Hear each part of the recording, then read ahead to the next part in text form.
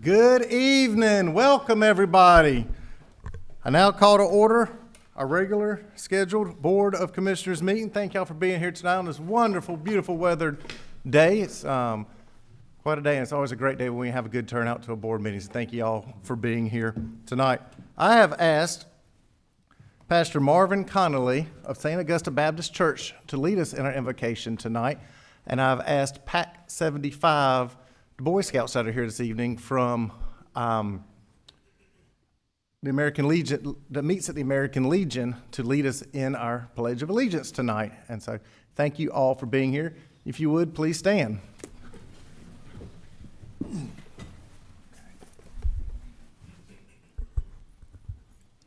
Let us look unto the Lord. Lord, we come this evening, Lord, asking for your wisdom, your guidance, and your direction for these council men and women who lead Fuquay-Varina citizens. Lord, give them your wisdom tonight, your discernment. Lord, bless them abundantly as they serve the people here in the town of Fuquay-Varina. Help them, Lord, not to only do what their will is, but to do your will, and that is to serve the people of this town. Bless us with grace, humility, and humbleness. In your name we pray, amen.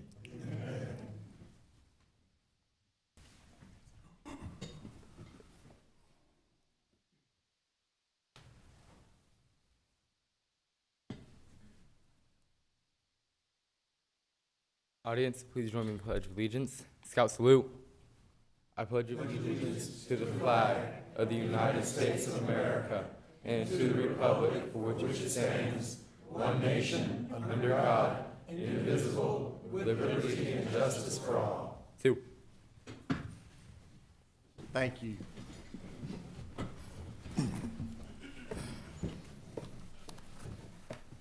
First order of business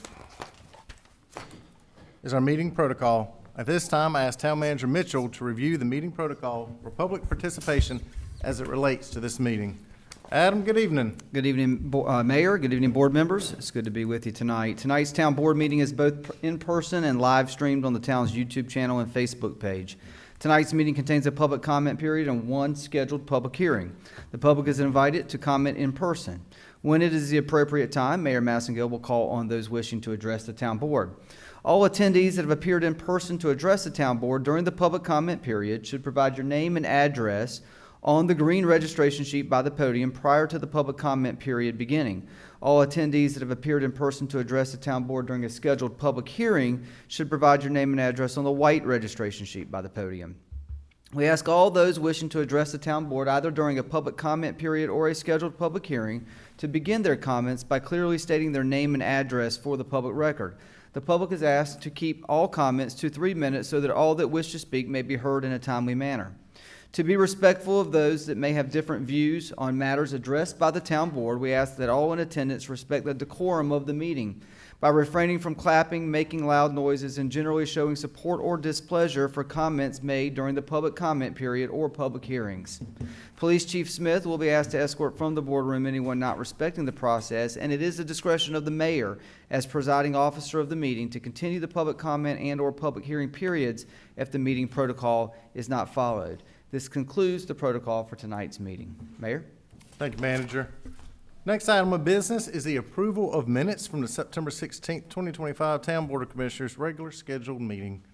Any changes or additions to the minutes? If not, we'll entertain a motion. So moved. Second. Motion and second. All in favor say aye. Aye. Any opposed? Motion carries.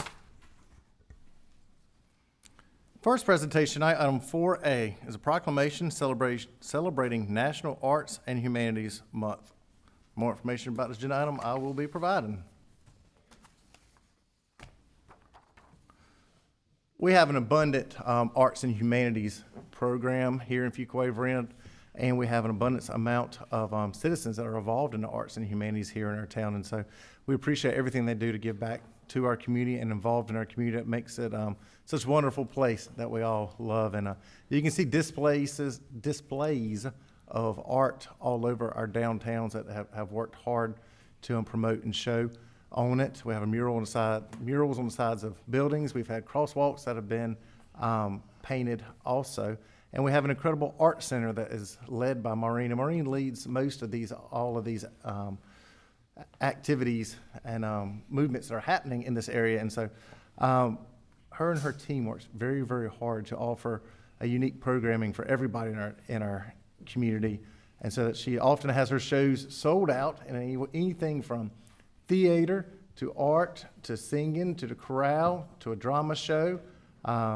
We recently had an international festival.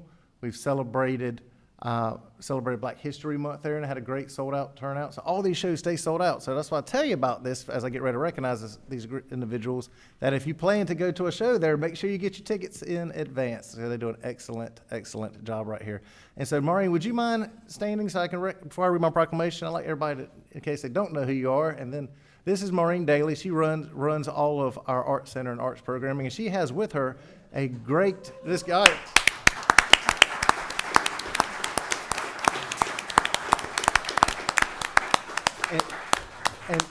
And with Maureen is some of her staff and team that helps make things happen there at the Art Center. And Maureen can't do it all herself, we know that. And so she has a army of a staff and volunteers that help her and do that. So Maureen, thank you, and thank you to all your staff and volunteers that are here tonight working hard to keep doing a great job for arts and humanities here in our community. I'd like to read this proclamation. Whereas the month of October has been recognized as National Arts and Humanities Month by thousands of arts and cultural organizations, communities, and states across the country, as well as by the White House and Congress for more than 30 years. And whereas the arts and humanities embody much of the accumulated wisdom, intellect, and imagination of humankind. And whereas the arts and humanities enhance and enrich the lives of every American, fostering creativity, critical thinking, and empathy. And whereas the arts and humanities play a unique role in the lives of our families, our communities, and our country, connecting us to our history, culture, and one another. And whereas the Fuquay-Varina Art Center has now served our community for more than 6 years, becoming a vibrant cultural hub with a diverse array of engaging theater productions and an impressive range of visual and performing arts classes. And whereas the arts and humanities enhance the quality of life in Fuquay-Varina, improving our economy, enriching our civic life, and driving tourism. Now therefore, be it resolved that I, Blake Massengill, Mayor of the town of Fuquay-Varina, do hereby proclaim the month of October as National Arts and Humanities Month and call upon all residents to celebrate the arts and humanities through participation in cultural events, support for local artists and arts organizations, and a renewed commitment to fostering a creative and culturally rich community. I encourage everyone to explore the offerings at the Fuquay-Varina Art Center. Like I said, get those tickets quick, they sell fast. So thank you to everybody.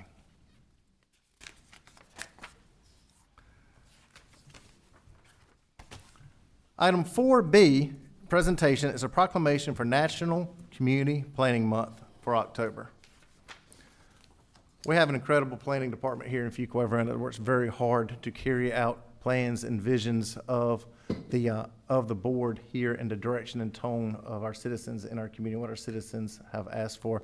To way things happen is a plan is approved for the town and direction has a lot of community feedback, and here this department is led by Pam and her staff that's here in a minute that I'll recognize. And the good thing is they work hard to bring those visions to fruition and carry out those plans from the board, which have been unanimously approved by all Board of Commissioners, and that's good that we're uniform in the direction of the town right there. And Pam, thank you for leading your department in the hard work that you do right there. And you have some members of your staff tonight. I'd love for you to stand up, please, and your staff members to be recognized before I read my proclamation, please. So, Thank you all for your involvement, your hard work here in Fuquay-Varina. It's not just a 9-to-5 job, it's weekends and nights also in addition to that. So before I read my proclamation, I'd like for everybody to please give you a round of applause.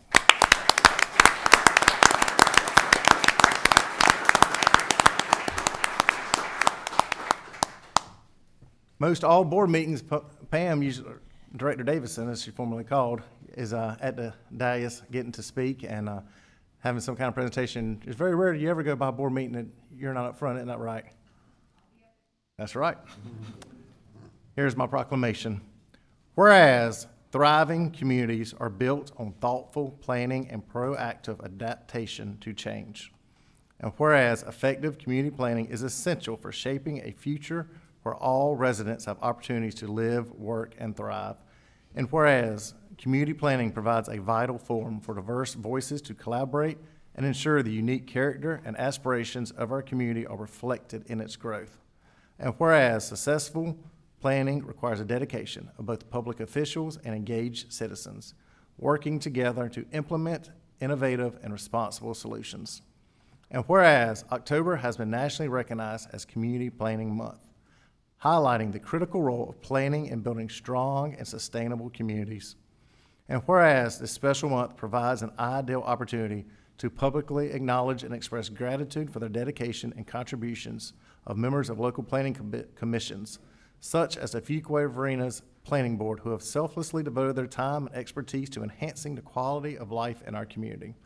And whereas we also recognize the invaluable contributions made by the professional planning community, including our town staff, and extend heartfelt appreciation for the unwavering commitment to public service.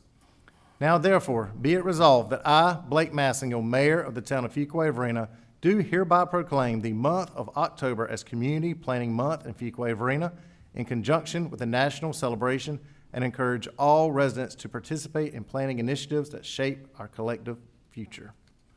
Thank you. Speaking of that proclamation, it reminded me right here of our planning board, which I didn't recognize. Do we have any members in the audience from the planning board? Thank you, Nolan, for being a part of our planning board.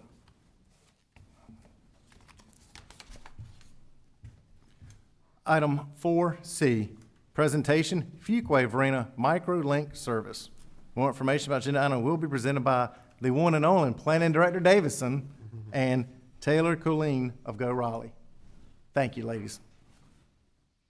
Good evening. I'm excited to kind of give you a summary of what's coming. I hope some of you got to see it at Celebrate. We actually had the bus here, and it sounds like people had a really good time checking it out. But Taylor Colleen here with Go Raleigh is going to give us a quick presentation, and we'll be available for questions afterwards.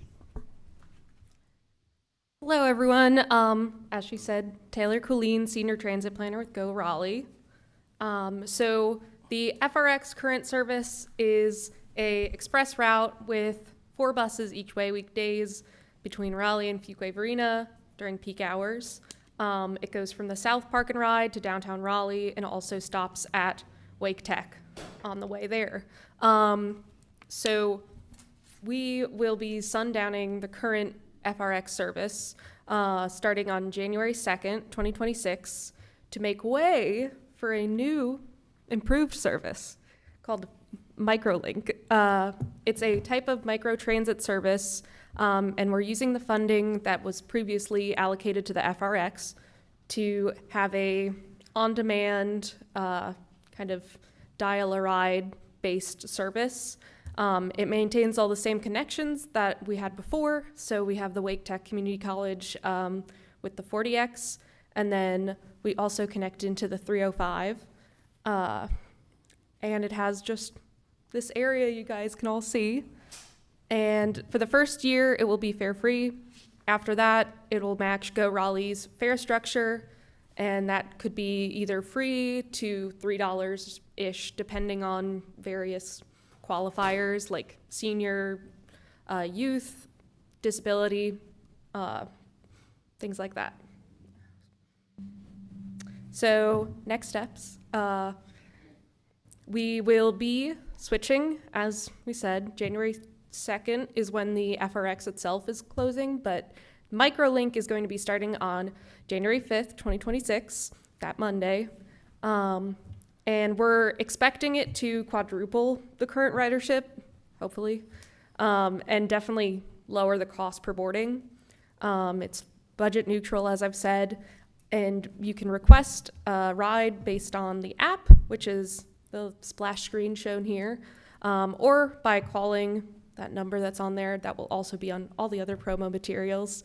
And rides are corner to corner, so basically wherever that is closest to you and the driver that are basically a good spot for both of you guys to meet at. That's safe for both of the driver and the pedestrian.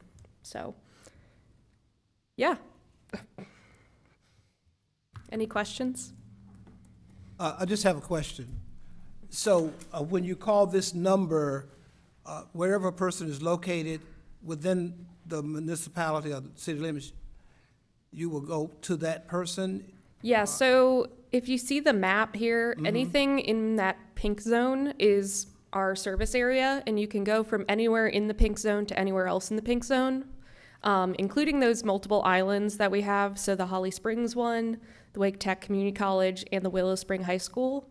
It basically is just wherever you'll call them or put in on the app, wherever the closest corner is usually, is where you'll go meet them. They'll pick you up from there and then take you to the nearest corner to your destination and drop you off. Okay. And our citizens can schedule a time for it? So currently it's on demand only, similar to our other microlink service in Roseville. So it's on demand or dial a ride. So you don't need to schedule a ride the day before, but you do it a day of on demand. And, Yes. And during peak times, which you'll share with the customers and citizens during that time period when they need to give a little bit more notice or planning for that. Yeah. We obviously don't know when the peak hours are going to be since this is a new service for y'all. But it does work weekdays from 6 a.m. to 8 p.m. and then weekends, it's only on Saturdays from 7 a.m. to 8 p.m. We really don't know when the peak will be yet, so. And this is something that the Go Raleigh pays for, correct? Fuquay-Varina is not paying for? Yes, so the Wake Transit Plan pays for this. So the Wake Transit Plan, the half-cent sales tax in Wake County that was passed in 2016, that funds a good chunk of operating projects dedicated to transit in Wake County. We've been running the FRX through Go Raleigh to Fuquay, and now we're using the same money by putting away the FRX to bring up MicroLink. You know, I remember when the big bus first started coming from Wake Tech down to Food Line and to Judd to the community center right there at South Park, then back in downtown. In fact, we rode the opening day ride in the downtown Raleigh and took it back that day.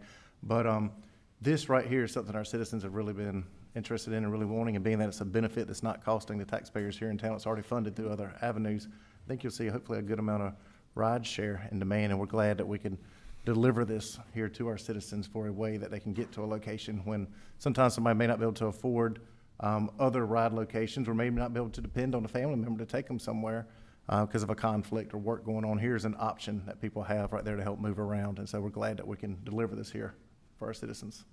Thank you for coming tonight. Mr. Mayor, I had got asked this past Saturday, are there any age requirements or anything for? So the age requirements will be in line with Go Raleigh's policies. So children under 12 are free if they're with their parent. They can't be there under 12 by themselves. And then over that, there's the youth program that we have that's 13 to 18. Those are free rides as well, outside of the fare-free first year pilot. So, Thank you. And then they'll be able to connect with these routes going to downtown Raleigh, like the one at Wake Tech. yeah, so the purple one there is our 440X, which is the Wake Tech Express. So it goes from Wake Tech Community College during the day, multiple times, more than just peak. Throughout the day it goes from there to downtown Raleigh and then back. And then the 305 is a Go Triangle service, so they're providing regional connections to Holly Springs, Apex, and Raleigh. Commissioner. First of all, I think this is, I'm very excited about it. I think it's a great improvement to the one big bus having the door-to-door service. it makes a lot of sense, so I'm glad for that. As far as Go Raleigh and, for example, fairs, who sets the fairs? Is there a board? Is it? So currently, the fairs are part of our regional structure that's done by the Wake Transit Plan, which is the Central Area Metropolitan Planning Organization, and Go Triangles Board, and the Transit Planning Advisory Committee that meets and discusses all of these. There isn't a current regional fair structure that's like on the books yet, so we're waiting for that to actually be able to put all of the info out. But we are going to plan on matching just Go Raleigh's fair structure. So that's $125 a ride, $250 for a day pass, and then, you know, on and on. Do you know if Southern Wake County has a member on any of those boards to give input? So I know Wake County itself has several members on the board. I think it's Raleigh, Go Triangle, Wake County have several members, and then Fuquay has a member as well, and so many of the other. So like Apex, Holly Springs, all of them. Basically all the municipalities in Wake County have a member. Okay, so Fuquay's member, how is that person selected? Is this a Campo representative? Yeah, the Campo for TPAC. Right. You said, I didn't hear the answer. So I was just clarifying, because I think it's you, isn't it? yeah, yes, you're talking about this right here, you're talking about how we represent this, Charlie, this is from Campo. And Campo then has a member that's involved with it. So we have Commissioner, Mr. Mayor, if Yeah, that's okay, go we ahead. have on the Campo board, Campo's one part of a group that works collectively with other transit authorities in the region to develop recommendations on fee structures and things of that nature. But on Campo, there's a technical coordinating committee and and then an executive board. The mayor represents the town of Fuquay-Varina on the executive board. On the technical coordinating committee, Tracy Stevenson is our representative on there from staff. And he also is the chairman of the technical coordinating committee as well. So we have representation there. We also have planning staff that collaborates with Campo and with the transit piece of transportation around the region. And they too give input on the planning of routes and how it affects members of our community. Okay. Well, I just, it's a new service, and this part of the county is, we've had the FRX, but we're really expanding it.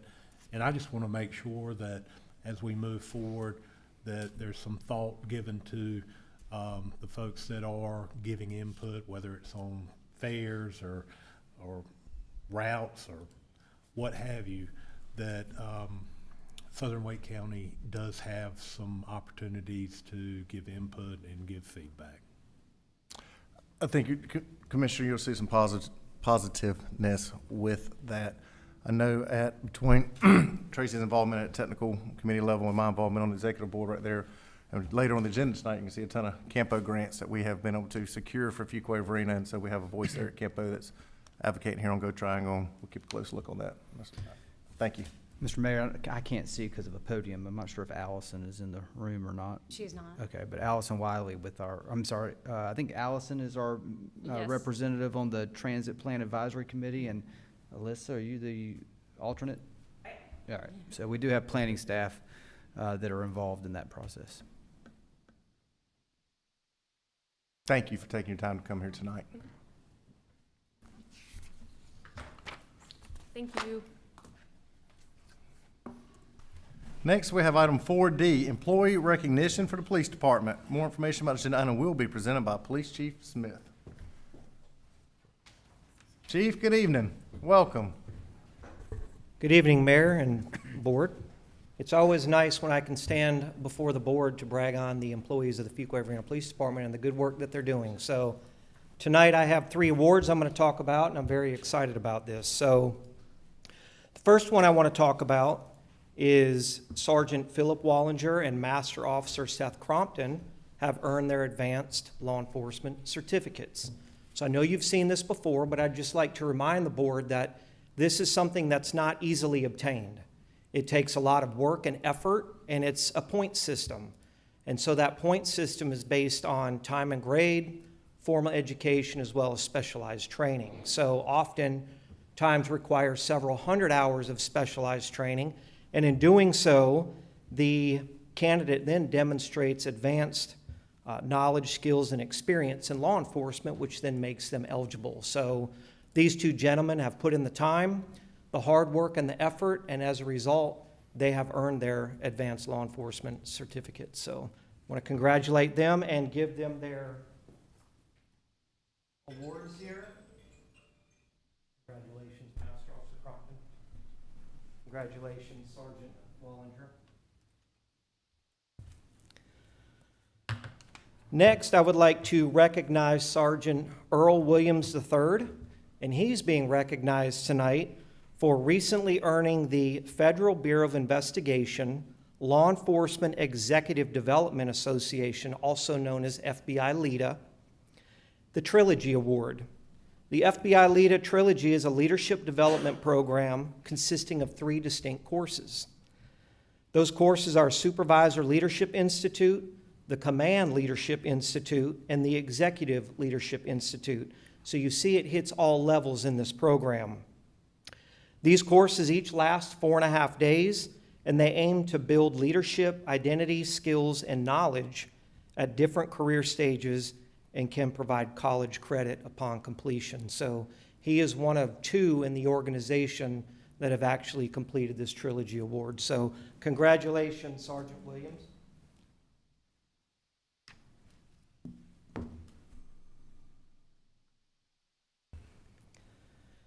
And then last, I'm going to recognize Sergeant Philip Wallinger one more time. He has completed the North Carolina Justice Academy's Traffic Crash and Reconstruction Certificate Program. So in completing this, he is now considered an expert with crash reconstruction and investigation. In order to obtain this, it is awarded to those professionals committed to improving highway safety and conducting comprehensive crash investigations in the community. To qualify, participants must be sworn member of law enforcement agency with at least 2 years of sworn service. Completion of 400 hours of training include all core courses, and those courses include at-scene traffic crash investigation, advanced crash investigation, traffic crash reconstruction, and motorcycle collision investigation, and pedestrian and bicycle collision investigation. So you see it covers a broad spectrum. And from my understanding, there's a lot of math involved. Correct me if I'm wrong, so I'm out. So I won't be getting that. But he's worked very hard. So again, this is really important to make sure that when we investigate our crashes, it's fair, impartial. We're able to put the facts together. Usually when we use this is serious injury crashes or even fatalities. So he is he's the only one that's completed this program through the Justice Academy, and then we have one other who is also certified in traffic crash reconstruction. So it's just a very good resource for us to have. So I'm very proud of these 3 gentlemen for their dedication and hard work to professional development and growth. Thank you.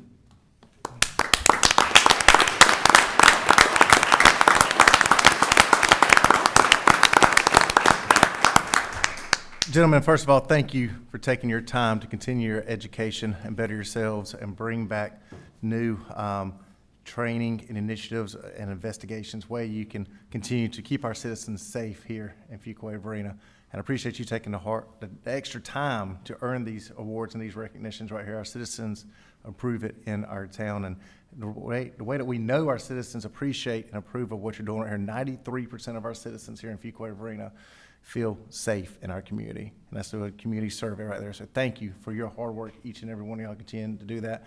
You know, I know often in the police department, the chief has had a variety of different members of the police department continue their education and do that. And so it continues to be hard work, continues to be a priority of this board to provide funding and help for that too. So thank you for taking your hard work, and the men and women here in your department, and citizens of Fuquay-Varina are very proud of y'all. We'd love to, you shake everybody's hand and we'll take a picture with you.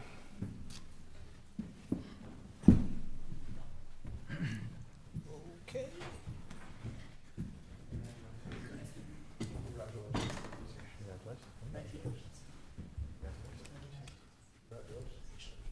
Appreciate what you're doing. Appreciate you. Congratulations. Great job. Congratulations. I like it. Congratulations.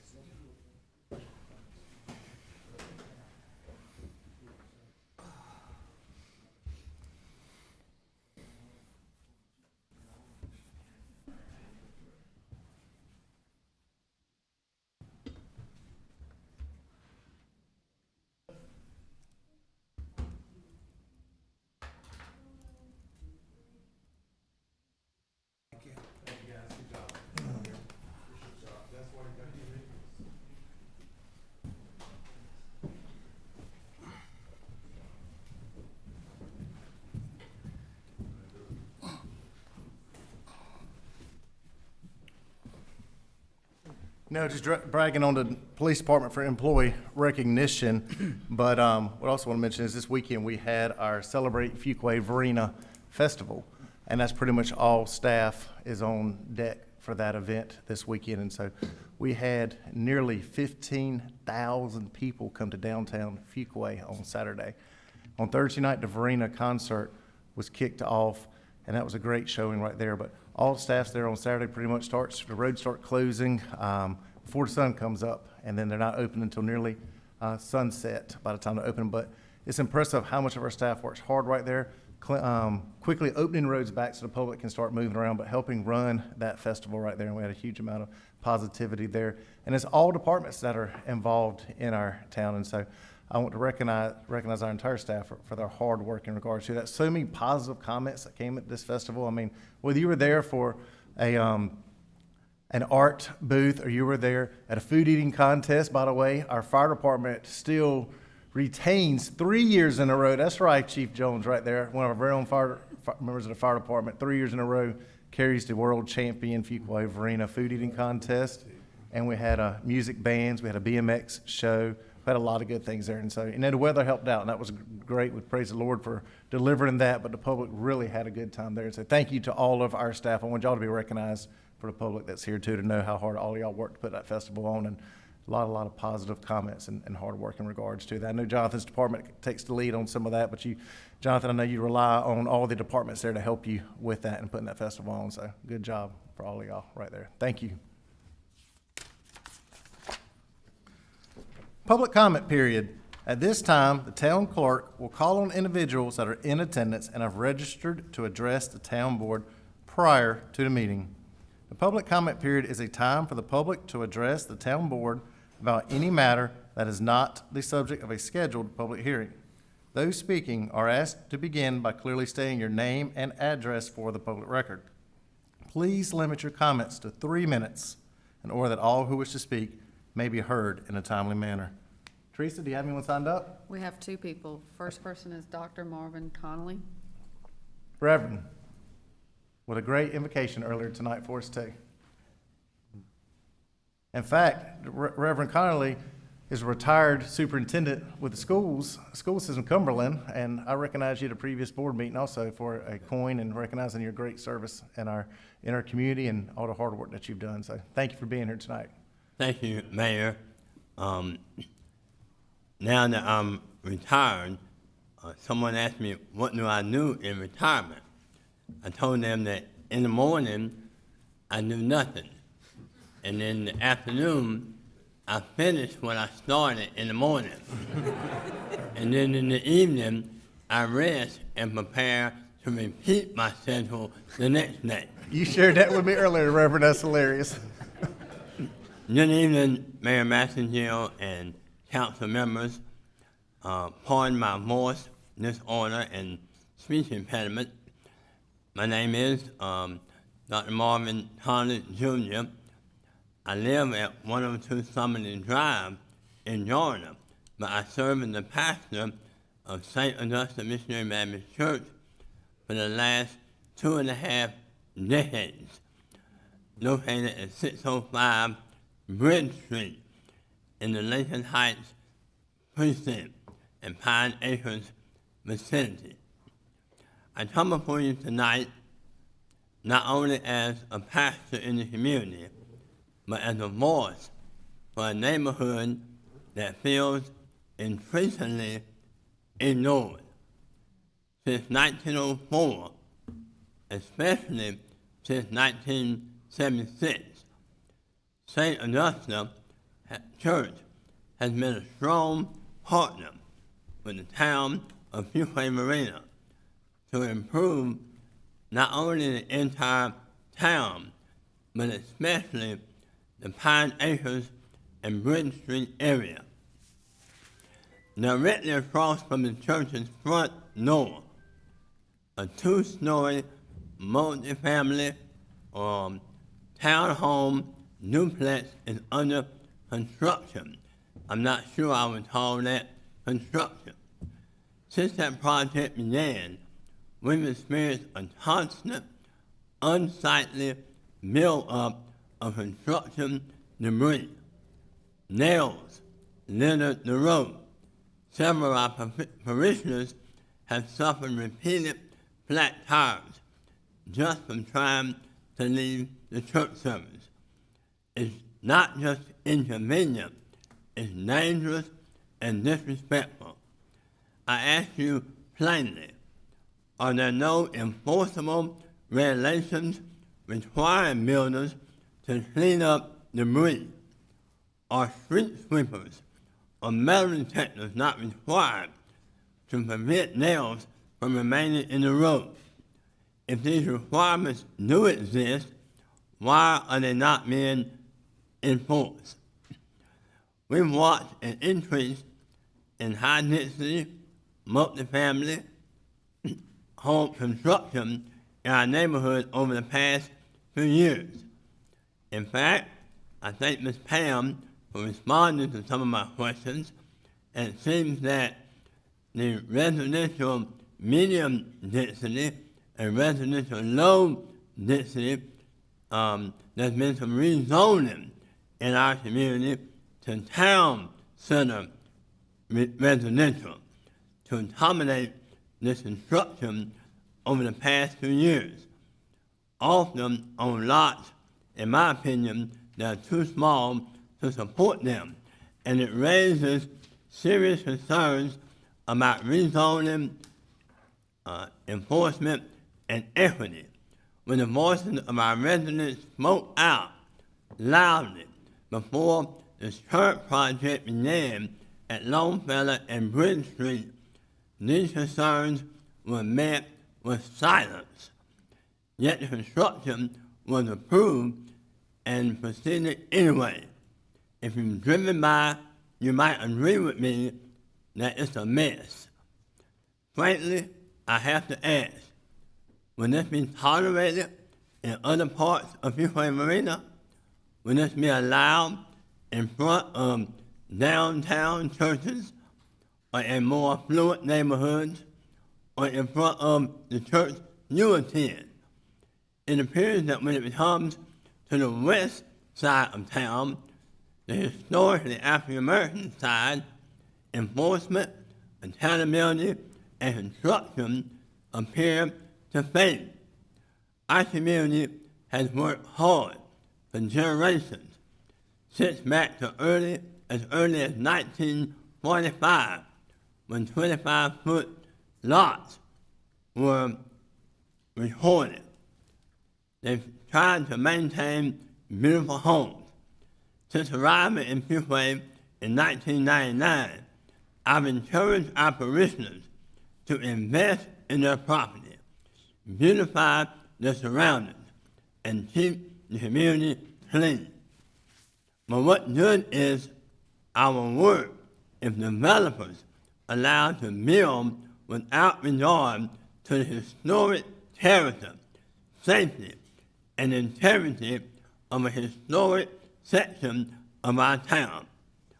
We're watching a slow push, what feels like modern-day gentrification. displace the very people who helped build this part of the town. And it hurts to see that in 2025, the only town leaders who seem to advocate for those who look like us are those who seem to look like us. That should not be the case. There seem to be more approvals of non-conforming lots and approval of reduced setbacks. In closing, I ask you tonight, who is listening? Who will stand up for us? When St. Augusta built our Family Life Center to improve the community, the rules and ordinances were enforced strictly. Who is enforcing them now? Seems like no one. Thank you, Mayor. Thank you, councilpersons, for hearing me tonight. Reverend Conley, thank you for being here, and I will give you some feedback on some of that once we finish with closing comments. So thank you for being here. And I Thank you, will Mayor. respond back to you shortly. Teresa, do you have anybody else? Mr. Coleman. How about that Wolfpack pulled it out on Saturday? Yep, they did. Formidable opponent, I guess. So I didn't plan to come tonight, but when I found out Reverend Conley was coming, I said I'll come and add a few words to everything that has been said. My mom, stand up, please. This is the young lady who lives at 490 Longfellow Street, so I wanted y'all to know who I'm speaking on behalf of. So it continues to be stated that if a person owns a piece of property, they can do what they want, or every owner has the right to highest and best use. What I'm trying to do now and have been trying to do is explain to the town board we would not be here if the property was never purchased by Judson Smith. No, you couldn't have stopped him from buying it, but it would not have been, he would never have made the investment in the first place.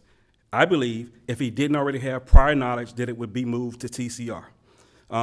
As I have continued to say over and over again, I believe, wholeheartedly believe that Judson Smith bought the property having prior knowledge that the request for TCR would be granted. I called, spot checked for 20 years to different people. I mean, I've been through plenty of staff, and I checked probably yearly to find out could anything be built on that property. Every time I call the town, it's not buildable, it's too small, it's not gonna get moved to TCR. And that's why we never bought the property in the first place, because it was unbuildable. So Judson comes in, spends double the money for that property, because the only way he could make the money back is to buy it and have it arranged to TCR. He would have never done that had he had prior knowledge. He sent a letter out of what he was gonna build even before it was granted. Why would he do that if he didn't have prior knowledge? When he had the community meeting, he didn't show up until I emailed him because he did not expect an objection. Why would he do that if he didn't already have prior knowledge that it was gonna go to TCR? I spoke at the last town meeting on 10/20. It was mentioned that the utility situation by Spectrum was resolved and the work was resumed. Because I spoke before you all spoke, you all thought that the work had continued. Nothing has happened since August the 19th. And that's what he was told to clean up, which he moved the truss off the top, the truss off the yard, and moved the top section of the housing, while the foundation framing is still there. That's been exposed to weather probably since early 2024. Since that time, no work has been done, even since 10/20. When was the last meeting? 3 weeks ago. Nothing has been done. So that's about 7 weeks that nothing has been done. My family was under the impression from the on-site workers that the wood structure was to be torn down to the foundation. To this day, the wood framing remains on the first floor. It's still there and has been exposed to the elements for more than a year. For 20 years, I already said that. We told the town board and the planning committee that it would not work. It's not working. I do want to thank Michelle Peel, who is on the planning committee, who voted no, because she heard our voices. I want to thank Commissioner Haynes, who is on the town board, who heard our voices and said no. And I want to thank William Harris, who is also on the commissioner, who heard our voices and also said no. Thank you for your comments, sir. Teresa, is that everybody that signed up? Okay, well, first of all, thank you all for coming here tonight to speak at our meeting. Thank you for taking the time to support your fellow neighbors, those of you that did not speak tonight and coming to support them. A few comments I'm going to make in regards to this, and I'm going to ask the town attorney to provide us an update on where things are in regards to this. First of all, I consider the community a partner, and a very big partner. If you look at Bridge Street right now, you'll see later on our agenda, we have a $4 million investment that is getting ready to be approved tonight with from a grant that I received from Campo for us here. So we're looking to invest in the community, want the community to be great, and appreciate the comments that were made here. And it is a disappointment and an embarrassment to all builders the way this man has handled his property and handled his project right here. And it's absolutely unsatisfactory and not something that anybody on this board up here wants to see in Fuquay-Varina, nor does any of our staff want to see that in Fuquay-Varina. And so I know our planning and our code and our building departments and codes enforcements have been, again, we'll talk to the town attorney here in a minute, to update on where things are in regards to that. I drive down Bridge Street and through the community multiple times a week, so I'm very familiar with what you're talking about there, and it is completely unacceptable, something nobody is proud of. And the surrounding community was mentioned about their achievements and involvement and contributions to Fuquay-Varina. We would not be where we are today if it wasn't for everybody that's involved in Fuquay-Varina, no matter what color they are, but everybody working together to build the town where it is today. And all I needed to say, continue, is that your contributions are appreciated to the town, and it is nothing but a embarrassment of what this builder has done and how he has acted over there. Talking about some decisions and some plans. So the land use plan was adopted by this board in 2022. It was unanimously approved by all commissioners of all colors. And that land use plan sends direction to any builder, any developer out there of what the board would like to see brought forward. Nothing is approved until this governing body up here votes on it and votes yes or votes no. And you must have a minimum of a majority vote that night of members that are in attendance, meeting quorum right there. And so that's where somebody investing in our community may think that something is or is not approved, but that land use plan does set direction. And that's what staff follows right there. That's adopted by this board here to give direction to the public, and with public feedback, what the public wants and what people invested in our community wants to see in our community. And this builder's been an embarrassment, not something any of us are proud of up here on it, and not a positive light. Town attorney, can you speak in regards to updates where things are, what's going on with this? We discussed this at the last meeting, and I know they've been issued several fines in the past, and where it is today and what the plan is going forward. Maybe we can help at least provide some information to the community and the neighbors out here tonight about what the steps are and what they can expect to see. Yes, Mr. Mayor, I did speak with the property owner, with Mr. Smith, after our last meeting just to get an update on this project. It looks like he has hired a different general contractor to complete the project. He's hired Vision Homes and Design. They submitted the demolition permit where they removed the top part of the house and the trusses off the property.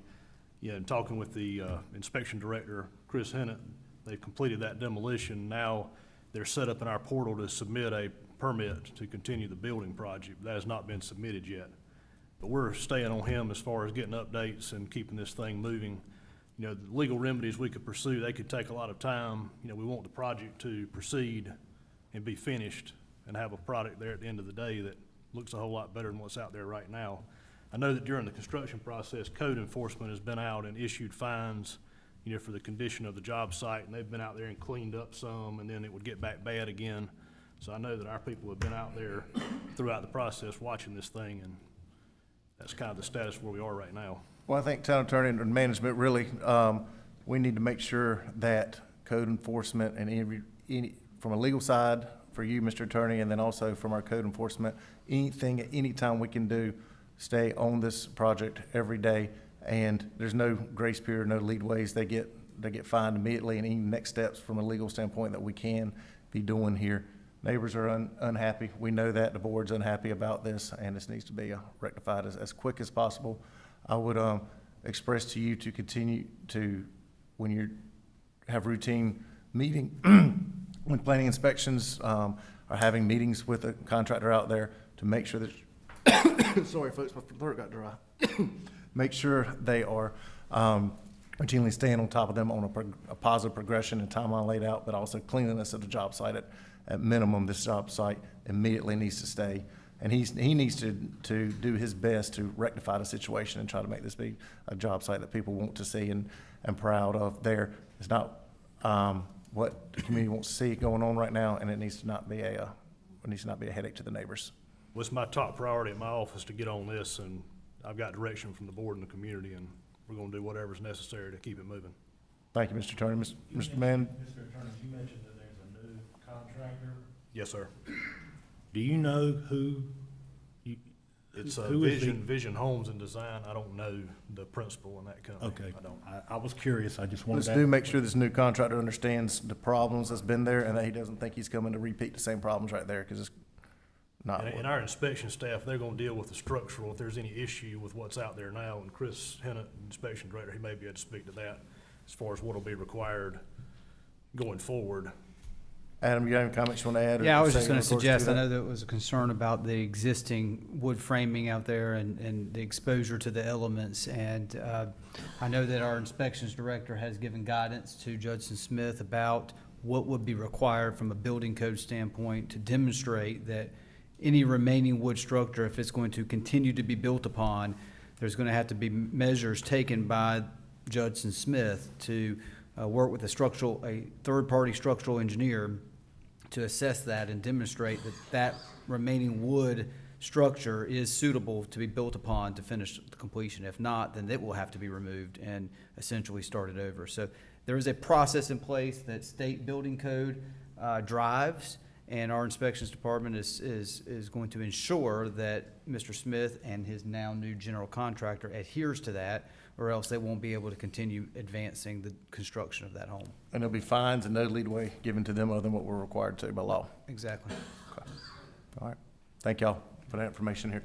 Folks, thank y'all for coming here Mayor, tonight. I have a couple of comments. Commissioner Harris? First, I know that when this issue came up, that it spoke to, and I have made these comments before, but I want to share this with the community in regards to future planning for that particular area. You've heard me talk about the impact of gentrification and how we as a board will move forward with what we would approve as far as development in the west side of Fuquay. I think it's a matter that we can look at because we've heard from the citizens in regards to the type of housing that's in that particular area and within the TCR zoning. And when you compare the housing that we have approved in that area and then other areas of the town, I think there needs to be some equity in regards to how we look at that and how we move forward. The other issue is, since that property has been open to the weather, is it safe? And I think that that's the next question. Is it safe to continue with the project? Is it beneficial to continue? And how is that going to jeopardize the outlook of the entire community? I think those are the kinds of questions and concerns that have been brought forth to us as we move forward. I do think as a board, we need to have a discussion in regards to the type of housing stock that we want to continue to support. And even within the guidelines of the zoning requirements, I think that that's so important that we continue to have that kind of conversation and as quick as possible look at the safety issues if we proceed, and if it's not safe, what's the next step? If there's going to be demolition, I think it's important to keep us abreast and move as swiftly as possible in regards to that because of safety issues. Yes, sir, we agree, and as I mentioned before, the property owner, developer will have to demonstrate with the assistance of a third-party certified licensed structural engineer that existing wood structure that exists there today is suitable and safe for continued construction. If that third-party engineer cannot certify that to the satisfaction of state building code and our inspections department, they will not be able to proceed without tearing that existing wood structure down and starting over. So building inspections, building code will dictate whether or not they can, the owner and developer can continue forward with what exists on the ground today. And I want to make one other comment, Mr. Mayor. for clarity, even though in that particular area, the old zoning laws of the 1940s allowed for 25-foot lots, we as a board, and a planning board, we don't necessarily have to accept that as a condition where people can put a duplex on a 25-foot lot. Is that our option Okay, as a board? And so I'll ask our town attorney to elaborate, but Please. with those lots of, and keep me out of the ditch here, but with those lots of record, a property owner is entitled to build a home on there. We do not have the legal authority to deny that right. You can build a 25-foot wide home on a home to fit on a 25-foot wide lot. Okay. The rezoning to TCR as envisioned in the land use plan as adopted by the town board, if a property is rezoned or combined properties are rezoned by the board to TCR, it provides a builder, developer an opportunity to build from a menu of single-family homes. A detached single-family home is one option. A townhome, attached or detached, is one option because under building code, townhomes are considered single-family. A duplex is one option. And so the TCR rezoning allows a developer to build from a selected menu of housing structures and types. And oftentimes, when a property is rezoned, it comes with voluntary conditions. So oftentimes, the town board, the planning board, the town board, town staff can discuss voluntary conditions with a builder and yield a higher quality product because of the rezoning, a higher quality building material, a higher quality aesthetics, a higher quality architectural. So that's what that rezoning allows, is for ideally a prettier, more well-built, higher quality product than what the property owner could build just on a 25-foot wide lot. By right, they can build on the 25-foot lot today without the rezoning, and the town could not consider voluntary conditions at that point, nor would the builder have to even offer them up. They could build the product as they see fit on a 25-foot wide lot, and that would arguably perhaps be more out of character with the existing neighborhood than a potential rezoning with a higher quality development, as we've done in some of the TCR examples. Okay, all right. Thank you. Yes, sir. Thank you very much. Adam, final question or comment, just to make sure everybody understands here. TCR on the land use plan, where across Fuquay-Varina is that? Is that only unique to here, or where across town is land use plan for TCR zoning? When the town board discussed different zoning and development types throughout the entire community, the entire planning jurisdiction, the town board identified inside the Judd Parkway as being ideal for TCR rezoning in existing established neighborhoods. So where there's an opportunity for redevelopment or new build in an existing established neighborhoods, whether it's downtown, whether it's the Lincoln Heights neighborhood or other established neighborhoods inside the Judd Parkway, there are examples all throughout the inside of Judd Parkway where the town board has adopted TCR future land use as an option for rezoning. And so it's not just specific to the Lincoln Heights area. That's one area where TCR zoning or TCR land use does show up, but there's also plenty of examples in the downtown area and other areas inside the Judd Parkway, older residential areas inside the Judd Parkway for TCR. And again, the intent behind that is to encourage a higher quality, higher degree of redevelopment in those areas where those opportunities exist. Thank you, Manager. Yes, sir. Thank y'all, Town Attorney. Thank you, everybody. Thank you, folks, for coming here tonight. Appreciate your time. Good to see you. Good to see you. Good to see you, Reverend. There are no items tabled from our previous meeting. Public hearings are a time for the petitioner to present his or her request and for the public to give input and voice their favor or opposition to the request. If you wish to speak and are physically in attendance, please step forward to the podium one at a time. Provide your name and address at the registration log at the podium and clearly state your name and address for the public record. We ask all those addressing the town board to please limit your comments to 3 minutes or that all who wish to speak may be heard in a timely manner. Public hearing 7A, voluntary annexation petition, Suffolk Properties LLC and Twisting Properties LLC, 762011010 Road ANX-2025-04. More information about this agenda item will be presented by the famous Planning Director Davison. Thank you so much. I'm submitting the agenda abstract and supporting documents into the official records of the town. So this .83 acre parcel is non-contiguous to the town's corporate limits. Town water is available, however, sewer is unavailable to serve the property and has been exempted per the annexation agreement. A fire flow test resulted in adequate fire flow, and town sanitation and recycling services are available. An emergency agreement to provide water connection was granted to the property, and connection to the town's public water was made on March 25, 2025. At the September 16, 2025 meeting, the town clerk certified that the petition was sufficient and met the requirements prescribed by the North Carolina General Statutes, and the town board adopted a resolution setting a public hearing for tonight's town board meeting. The present total value of the property being annexed is $322,214.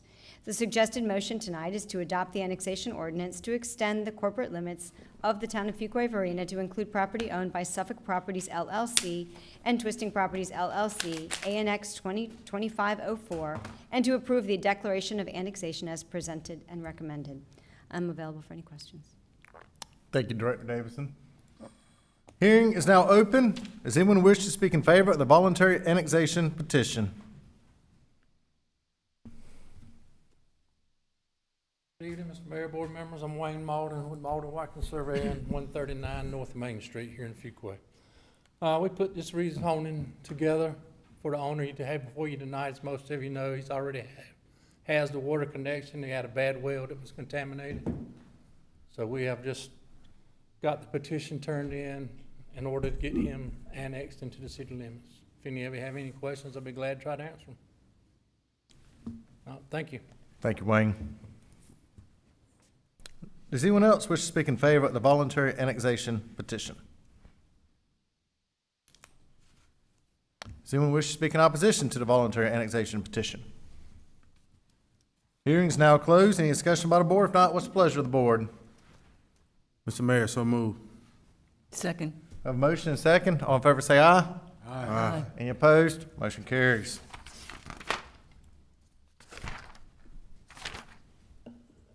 Well, Director Davison, that's it for you right now. Matt's going to be on the agenda later, though. Next up, we have our consent agenda. What's the board's pleasure on the items on the consent agenda? Mayor Massengill, I move that we approve items 8A, 8B, 8C, 8D, 8E as presented in the consent agenda. Mr. Mayor. Yes, sir. I just have one question about item C. Let's do this, Bill, if you don't mind. I want to do our motion or second and go into discussion before we vote, so you could ask on that. Okay. For that? All right. Okay. Okay. That way we'll have a whole discussion before we vote on it. We have a motion. Do we have a second? Second. Motion and second. Let's move into discussion for Commissioner Harris's before we have any votes or anything. Just one comment about the law enforcement forfeiture funds. Just a question, are those funds ever used for continued training? I know it talked about possible uses as far as equipment, but this seems to be a good amount to use for continued training. I just wanted to make that comment, that's all. Yeah, I mean, I know Yeah, we continue, you know, I would have to defer to Chief to maybe speak to, or Mark to speak to, forfeiture funds directly towards training, but I will say that our board has been very intentional about making sure that we program more than adequate, and we're appreciative of that, funds in the operating budget each year for sending our officers to training, some of which was conveyed right here this evening, which was excellent. Yes. And so, Mark, you have a little additional context as to the forfeiture funds? Yeah, so this is a fairly inconsistent revenue stream that is usually the result of a court case. Yes. Settlement that comes in, and so we've historically invested this only in kind of one-time capital equipment and specialized equipment purchases to support law enforcement for things that may be reaching end of life. Sometimes it's equipment needs that have come up we've learned about at a training opportunity. And so because this board has so consistently invested in the training and development of our staff, we program that, identify it in the budget process. These have been a good resource for upgrading things like protective equipment, weapons, things of that nature. Okay. Thank you so much. Thank you, Mr. Mayor. All right. No further discussion? All in favor say aye. Aye. Any opposed? Motion carries. Administrative report, scope and fee proposal. Police Department needs assessment and feasibility study, budget amendment BA-26-15. More information will be provided by Parks and Recreation Director Cox. Jonathan, welcome. Thank you Good for being evening, here Board. tonight. Hope everyone is doing well. The purpose of this agenda item is to consider an award of a contract with Curry Engineering for the Police Department needs assessment and feasibility study, and authorize the town manager or his designee to execute the contract. At the August 19th town board meeting, management and staff recommended and the board selected Curry Engineering as the best qualified firm to complete the police department needs assessment and feasibility study, and authorize the town manager or designee to negotiate scope and fee. The proposed contract defines a scope of services that includes detailed spatial needs assessment, preliminary technology review, a site analysis, conceptual architectural site master planning, conceptual building design, and an estimate of probable development costs. The proposed fee of scope is $117,780, which is consistent with industry norms for feasibility and needs assessment services for public projects of similar scope. As a fiscal note, funding to support the police department needs assessment was included in the FY25 budget. However, due to the project not being awarded in FY25, a budget amendment is necessary to transfer unused funds from 25 to FY26. The total cost of the study is within the allocated funding amount identified in FY25 that was returned to unassigned general fund balance. The recommendation by motion tonight is to approve the budget amendment BA 26-15 and award a contract to Curry Engineering for the Police Department Needs Assessment and Feasibility Study as presented and recommended, subject to town attorney to review and to form and authorize a town manager or his designee to execute the contract on the town's behalf. I'll be happy to answer any questions the board might have. You know, we discussed this beforehand or previous meeting in regards to these individuals right here, Jonathan, for doing this project right here. And this is the next step in that process. Yeah, and I believe you spoke at the last meeting when we talked about timeline, but it's always like it when you can refresh in case New Year's are listening tonight on timeline. Yeah, we're probably looking 6 to 9 months, bringing those results back to the town board in a presentation format. And then looking to go to construction, which will probably be at least a year. So we're probably 2 years out for us finished. Well, we would have to go through the process of design at that point. This is just a feasibility study. Feasibility, design, and then construction. So that is it's probably 3 years out. Easily, yes. Yeah, depending on But scope tell of this, work, yes. this study person to hurry their study up because We'll get it going. it won't be long before they're going to be outgrown it over there. So, thank you. Any questions from board members? If not, we enter a motion to move. So move. Second. Motion second. All in favor say aye. Aye. Any opposed? Motion carries.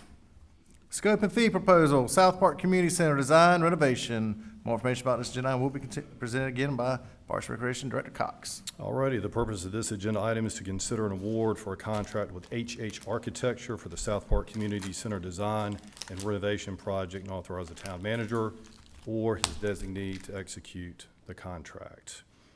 At the September 2nd town board meeting, management and staff recommended and the board selected HH Architecture as the best qualified firm to complete the South Park Community Center design and renovation project, and authorize the town manager or designee to negotiate scope and fee. The proposed contract defines a phase 1 scope of services that includes the evaluation of renovation and repair of the existing building as needed to properly support current and future program needs and update interior finishes, and design an addition to address queuing and entrance sequencing in the main lobby and gym. Phase 1 also includes an assessment of existing systems to include all mechanical, electrical, plumbing, fire protection, and identify equipment replacement needs, prepare cost-effective solutions, and an opinion of replacement costs. At the conclusion of Phase 1, HH Architecture will provide alternative floor plans for each proposal option with probable construction estimates. At the conclusion of Phase 1, the town will have the option to negotiate moving forward with Phase 2 and 3, which will include schematic design, design development, construction documents, and construction administration. The proposed fee for Phase 1 is $44,900, which is consistent with industry norms for facility assessment services and design phase for public projects of similar scope. Staff recommends approval for the negotiated scope and fee agreement, subject to town attorney review as to form. As a fiscal note, funding for the South Park Community Center design and renovation project is included in FY26 budget. The proposed scope and fee is within the adopted budget. The recommendation by motion is to award a contract to HH Architecture for the South Park Community Center design renovation project as presented and recommended, subject to town attorney review as to form, and authorize the town manager or his designee to execute the contract on the town's behalf. And I'll be happy to answer any questions the board might have. Jonathan, glad this project's here. You know, you built a wonderful, and those in the audience may be curious, Jonathan and his department is what oversees construction of most of our a lot of our new facilities right there, the administration side of things. You built an incredible community center on the north side of town at Hilltop Needmore Community Center, and brought in below budget and ahead of schedule. We'll be able to do this on this community center too, right? We're going to do our best. Do our best. That's what we like right there. All right. Thank you for that. Any other comments or questions from board members? Not, we entertain a motion. So moved. So moved. Second. Motion second. All in favor say aye. Aye. Any opposed? Motion carries. All right, let's get the community center going. Great. Thank you. Administrative report 10C, State Spot Mobility Agreement and Project Ordinance Amendment, Old Honeycutt Road and North Line 55 Operational Improvement Projects. And more information about this project will be provided by Engineering Director Poling. As much as we enjoy building new buildings in town and moving those to the next step right there, providing an amenity for our citizens, we also enjoy it when Matt comes here and gets to talk about some of our grant money that we've had and exciting new projects that are important to our citizens too. So, Matt, it's your show. Good evening, Mayor. Good evening, town board members. I am submitting the agenda abstract and the supporting documents into the official record of the town. The purpose of this agenda item is to consider authorizing the town manager to enter into a state spot mobility agreement with NCDOT and approve a project ordinance amendment for the Old Honeycutt Road and NC 55 Operational Improvements Project. Now, the town board had approved the Old Honeycutt Road and NC 55 operational improvements back in August 8th of 2023. We had established a project ordinance. The scope of work includes pavement widening, converting a through and a right lane to a dedicated through and a dedicated right, includes signal upgrades and pedestrian crosswalks. This project is currently under design and is expected to begin construction in June of 2026. Construction is expected to last about 12 months. And this before you is the state spot mobility agreement that represents represents $705,000 for construction. It does not have a local match. It is state money that DOT is giving to us, and they identified the intersection as an improvement when we did, and so they are giving us construction money towards the same project. So the POA recognizes spot grant funds and increases the current project budget to $1,305,000. Here's a graphic of the intersection improvements.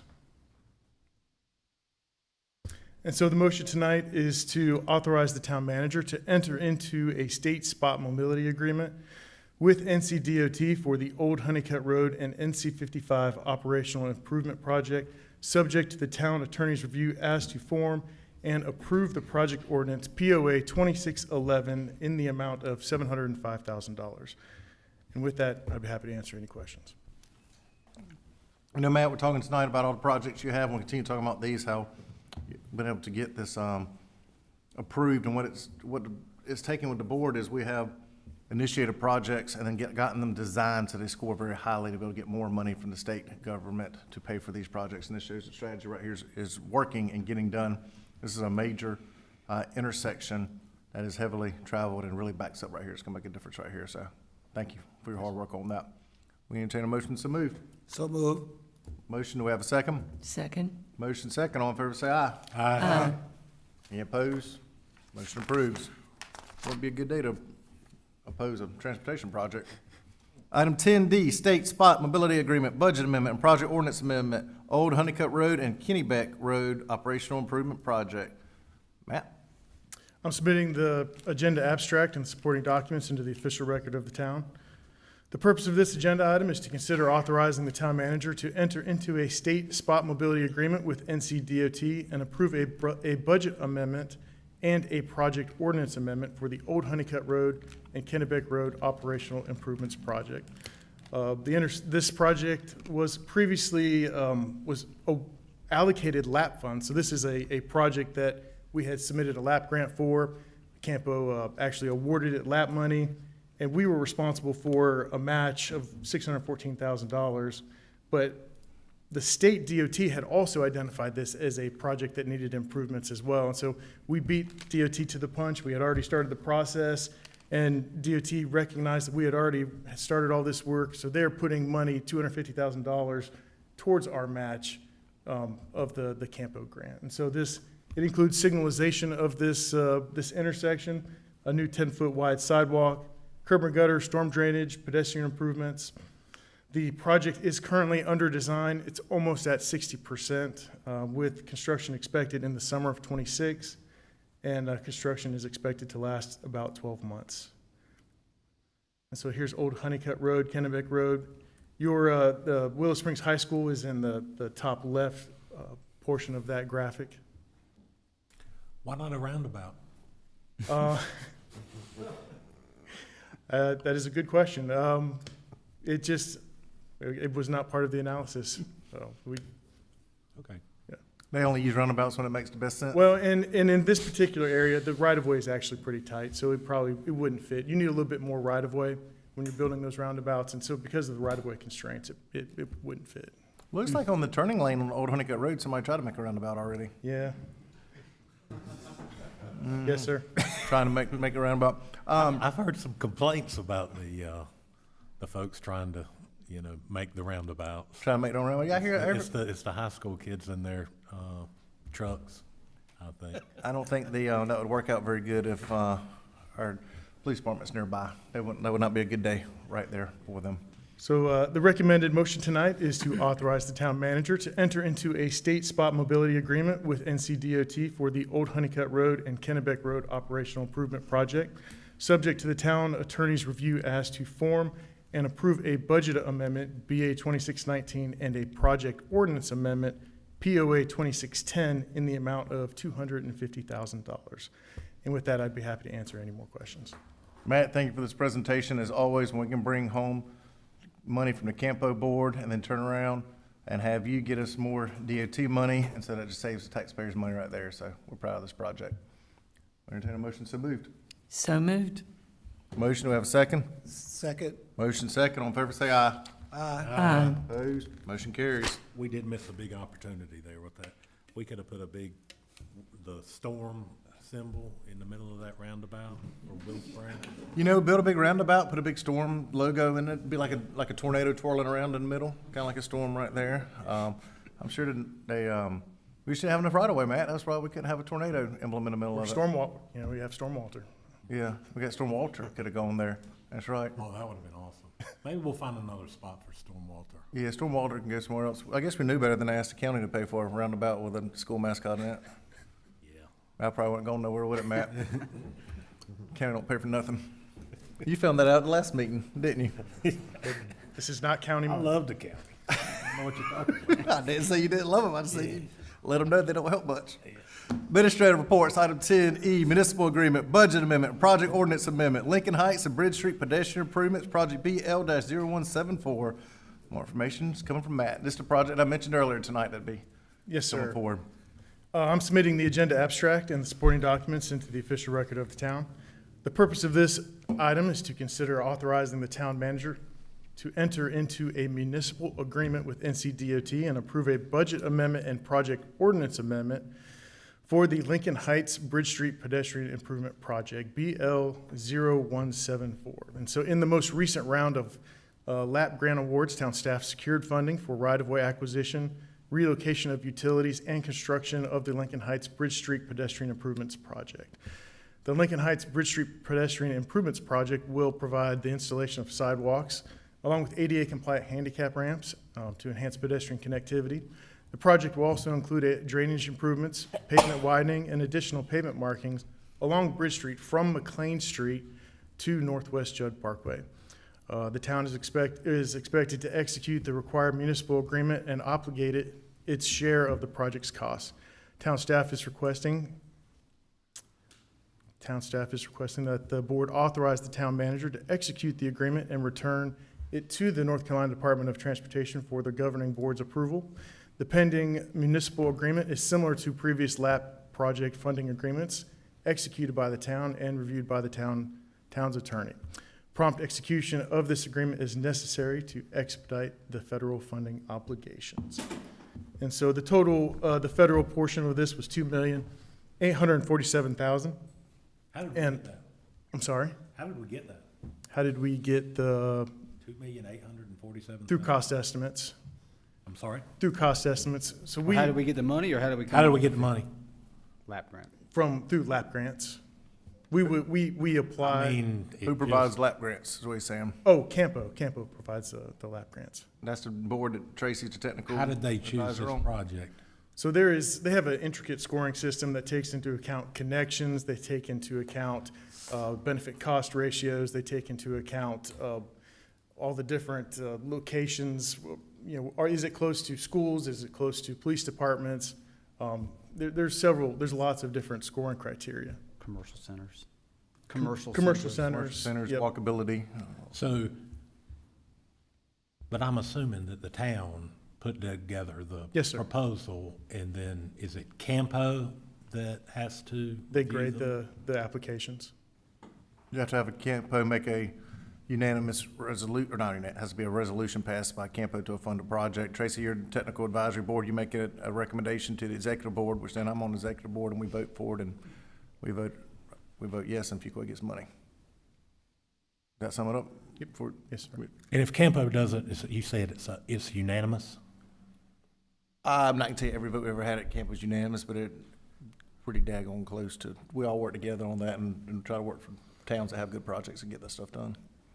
And so, yeah, that was Campo money right there. Mr. Mayor, if I can elaborate as well, Campo has an established scoring model that adds weight to different elements of a project that is adopted by the executive board before any applications are received. And it is given by recommendation of the technical coordinating committee. And then once that scoring model exists, communities like us submit projects that we think will compete and score well, but it goes through the same scoring model that every other community's projects go through. So we try to only submit projects that we think are going to be highly competitive, which we've been very successful at for the last over a decade. Campo lays out the rules. They lay out the rules. You all rules. have to look at the rules and say, how can we use these rules and win? And we have a staff that's very good at that. And then the mayor has to go up there and basically be the mayor's got to make sure that quarterback on everything y'all have put together to make sure we get it across the end zone. Make the basket. That's right. Basket, end zone. That's right. That's right. The basket across the line. Exactly. It's like you think at the end of the day, politics is what matters to get it across the finish line. You have to have a vote on it. That's right. All right. I just wanted to. And to the mayor's get my head, get it in my mind. And to the mayor's point, the Campo Executive Board can override the scoring model if they And we've done it before. Not choose to do so. So it's not just because the project scores well and is recommended by Campo staff and is gone through the process. It doesn't necessarily mean it's a slam dunk that it gets approved. And that's where the mayor on the executive board comes in to make sure that our projects don't get derailed by other interests. Mm-hmm. We have never had that I can recall, a project that has been recommended to be funded and then the board vote down one of our projects at that point. That's good. I would like to add that winning these grants is much easier than spending them. That's good. And that's very true too. It takes forever. That's an excellent point. Get money in the bank. But anyway, but thank you, Matt, and your team for putting together this grant stuff. That's the key. Getting it there. Big thank you. So the And for putting up with all the red tape you have to implement the project itself. From the county. We entertain a motion. Mr. Mayor, just before we go, I just want to thank everybody, town staff, the mayor, everybody who definitely, heard when I actually brought this up. I think it was town board retreat, if I'm not mistaken. So just let you know that, in town board retreat, we work hard looking at all these different projects, trying to make stuff happen for the community, and seeing this, with so much going on with the upfitting of the warehouses right in that curve as well, as they're doing all the work they're doing to upfit those and adding sidewalks around those. So that connectivity is going to be amazing. Look for it to be finished. So when we have walk and bike to school, these kids can walk and bike to school on the sidewalk. So I look forward to, and I'll make a motion, so move. We got a motion. We got a lot of great investment right there for that. Walking to school, that's exactly right. Won't be too long before we don't have to worry about the police department closing down the edge of the lane. Brian? Second that motion, Mr. Mayor. We got a motion. We got a second. All in favor, say aye. Aye. Aye. Any opposed? Motion carries. It is Matt's night, and this one's gonna be as equal as exciting as that last project we just did. I know this is gonna be a big one. That's gonna be exciting. Also, talking about these projects at school. Mayor, if I would like to add that the project, the Lincoln Heights project, we are currently in design. That one was just for right-of-way and construction. So we've already, because we had went after design, it makes the grants that much more competitive. So That's right, and that's what you've been doing is designing projects, and I think it's probably what you get ready to talk about with this one too, from design and how they score and right away and such. But what I'm saying, Matt, is this is a project too, as you talk about with your scoring formula with schools. I mean, a minute ago you talked about how that helped the scoring of a school. This one's a school-related project. So before I turn it over to Matt, municipal agreement, budget amendment, and project ordinance amendment, Bowling Road and South Main Street Phase 1 operational improvements, HL-0172. All right, Matt. I am submitting the agenda abstract and supporting documents into the official record of the town. The purpose of this item is to consider authorizing the town manager to enter into a municipal agreement with NCDOT and approve a budget amendment and project ordinance amendment for the Bowling Road and South Main Street Phase 1 operational improvements project. This is also in the same cycle of LAP applications with the Lincoln Heights pedestrian improvements project. So we were awarded 2 projects last year. So this project enhances the safety and operational improvements by signalizing the intersection of Bowling Road and South Main Street. This will help improve traffic flow, reduce congestion. Side paths and ADA-compliant handicap ramps will also be constructed to provide safer access for pedestrians and cyclists, improving multimodal connectivity throughout the area. The estimated project cost for design and right-of-way, this does not include construction, this is for design and right-of-way, is $1,373,750. The federal share is $1,099,000, and the town share is $274,750. The design is anticipated to begin in early 2026 after execution of the agreement and after we get authorization from the feds to start. Right-of-way acquisition anticipated to begin in late 2026, with construction phase is not currently funded. And so the POA updates project costs to reflect federal funding received, and the BA returns unneeded general fund funding back to the general fund balance. The town is seeking construction funding in this most current cycle of LAP 27 applications. And so here's a picture of the signalization. We are adding some dedicated turning movements. You can see the footprint of the new school. There's a roundabout in the corner right there, Charlie. Man, that is nice. We need to put what's the elementary school? Maybe we just put a tiger for the middle school in the middle of that one. And a bowling ball, bowling road. Bowling, yeah.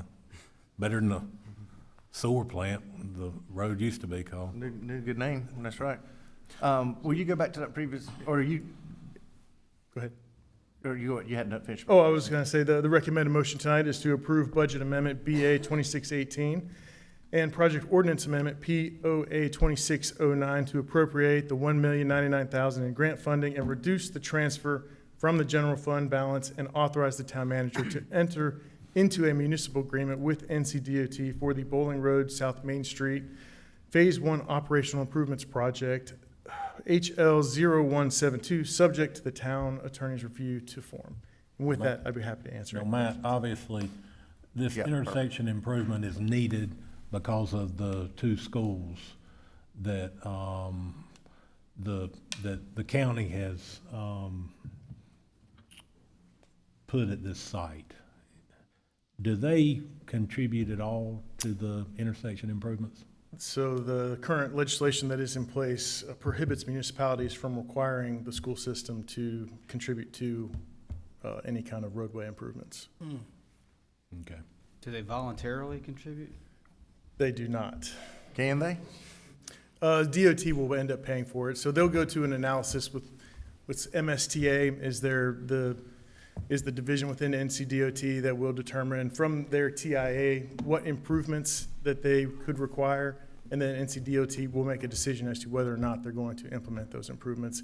If funding is available, priority, scoring, Man, I et think cetera. that's good for the public to hear, that's here, and the public that's watching online to hear. So if any development had gone here other than a school as a town, would we require them to do any kind of road improvement? They would have done all of the road improvements along their frontage, possibly signalizing the intersection if the TIA warranted it. So they have to do a TIA, which is traffic impact analysis, and do all traffic improvements needed for that right there. And here we have the school system that builds a brand-new school, and I believe we shared with them the concern of traffic and logistics at this location. And the TIA for this school actually proposed adding a dedicated right turn lane at the South Judge, South Main intersection next to the Off-site community improvements, center. There are also off-site improvements that we're supposed to be. That the school part of that system TIA. cannot be made to do. So what we're stuck with is, school system comes here and says, hey, we'll build you a brand-new school in your community. Our citizens like new schools. Schools are very nice for our children. We need to have new, wonderful schools.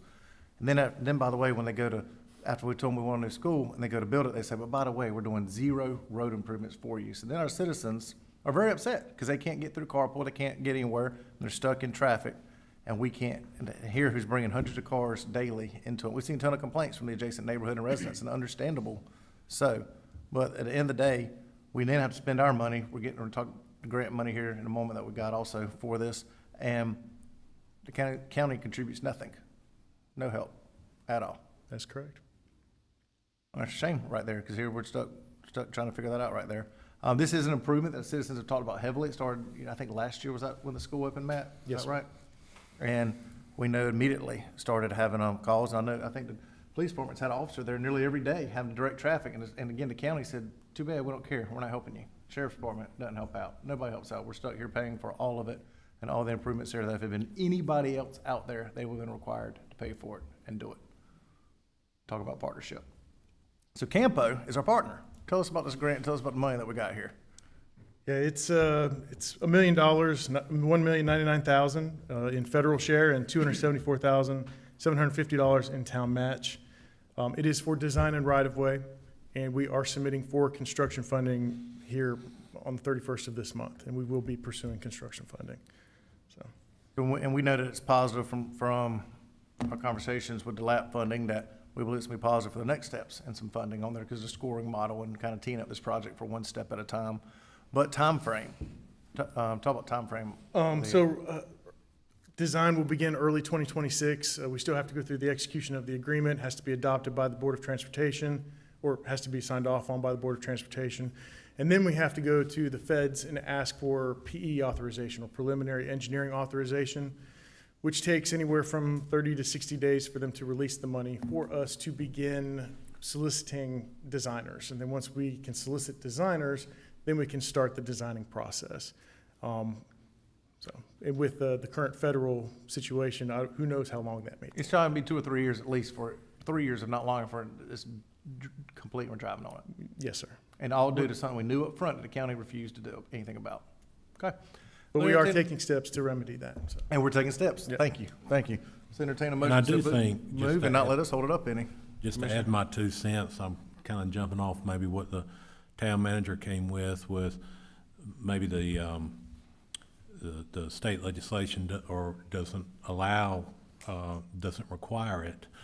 But, you know, we're not trying to hold them ransom to do a lot of road improvements that aren't warranted.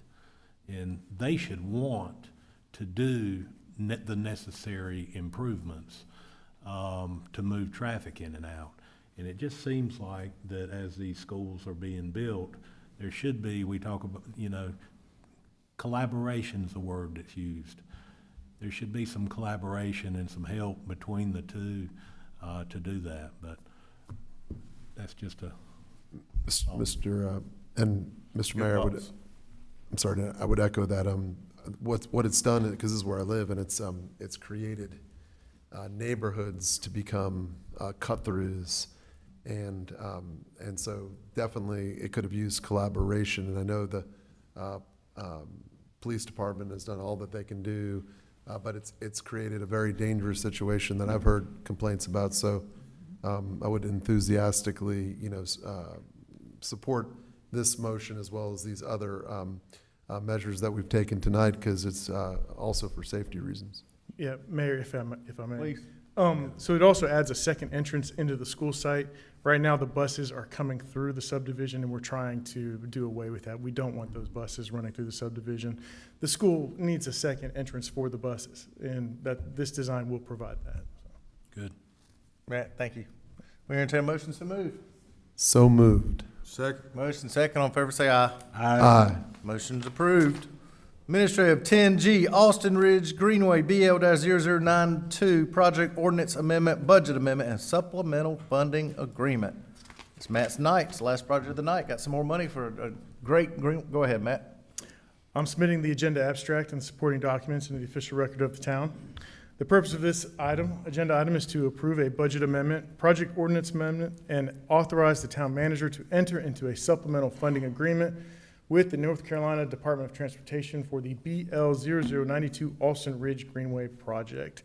So this project was previously had a project ordinance established in fiscal year 24 for $1,801,087. We have had a LAP grant that was funding this at a 60-40 match. Was $929,162 from LAP and $871,895 for the town match, which was paid for out of Parks and Rec payment in lieu funds. The Greenway consists of 2,400 linear feet of 10-foot wide trail, asphalt, and boardwalk. The grading and drainage improvements, they're going to be installing signage and pavement markings, boardwalk construction, and it connects all the way to the Bass Lake Park. It's a huge extension, I guess, of our Greenway network, which will connect to the downtown Holly Springs. So it's going to be, this is a big project for the town. The project is anticipated to begin, it's actually already, the contractors have mobilized, and is expected to be complete by September of 2026. This municipal supplemental funding agreement is for $700,000 at a 50-50 match, where the town contributes $350,000 and Campo contributes $350,000. And so here's the connection. Connects from the Austin Ridge Park all the way to the Bass Lake Park.